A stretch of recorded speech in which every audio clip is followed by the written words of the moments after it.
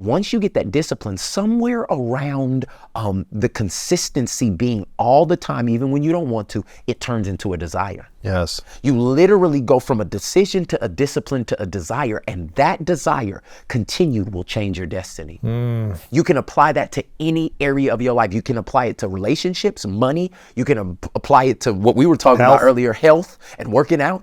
But I'm telling you, this is the formula for life. It is a decision. I don't want to, but I'm gonna do it. That turns into a discipline. I don't feel like it, but I'm gonna do it. Which then one day turns into a desire. Man, I actually wanna do this.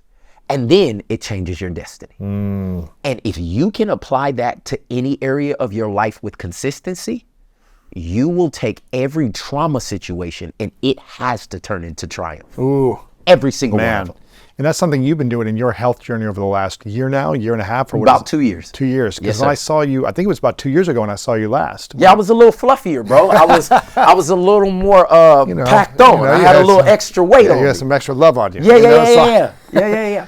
But what allowed you to make a decision with your health to optimize health? Because it's been a 2-year journey. You've been disciplined on this journey of health. Was there a trauma holding you back? Was there an old pattern holding you back? Was it just life was good? We're on the School of Greatness podcast. I'm going to be hot, humble, open, and transparent. The truth of the matter was I was an emotional eater. If we won, I ate. If we lost, I ate. If somebody died, I ate. If somebody had a baby, I ate. Like, it was like, what do you do that you are in control of that makes you feel good? Cookies and cream ice cream, Bluebell, all that. I mean, burgers with cheese and all, like, it was just, and it didn't matter what time of night. I find myself 2:00 in the morning, like, what's open? Like, ice cream, let's go. Ice cream, like, and I was an emotional eater that I never addressed it. I never even thought about it.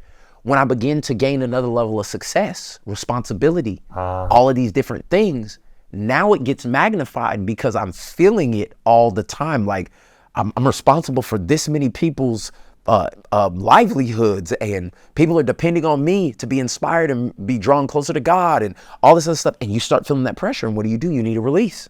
Food. I was eating. Bro, I got up to 270 pounds. I was 270 pounds. I was slow.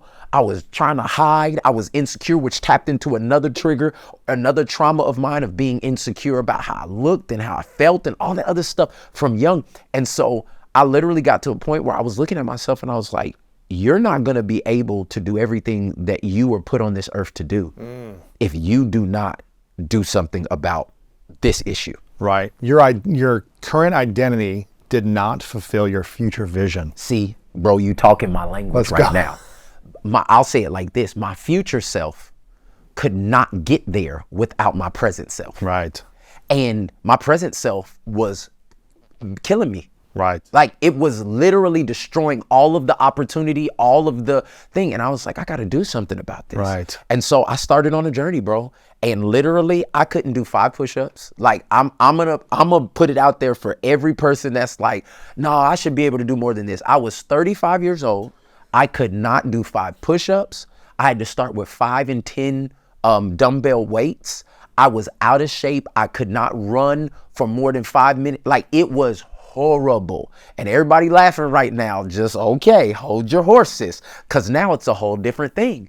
Like, literally for a 2-year process, I turned my garage into a gym. The trainer comes to my house 6 days a week. Wow. Like, I invested money. I invested in equipment. I stopped buying cars and stopped doing all the other stuff, because what good is it to have a vehicle that I can drive that looks good and the vehicle God gave me is trash? Oh. Like, think about it. How many people are driving in luxury cars, and the one vehicle that you get and you can't trade out and you can't lease out, you are literally riding around or walking around in a hoopty. Right. And I was like, no, I'm gonna put this into this. And literally, I've lost over 50 pounds. Wow. I'm stronger than I've ever been in my whole life. But the truth of the matter is, the least thing that happened to me is the physical transformation. It's what happened to my mind. It's what happened to my emotions. I am more confident in my word now than I have ever been. In your word. In my word. Because a lot of times we say stuff, and the reason it doesn't happen is because we don't believe what we say. Right. A lot of times it's not anybody external. It's like, I'm gonna make $1 million. And it's like, I don't even believe that. Like, hopefully it happens, but like, you don't believe your own word.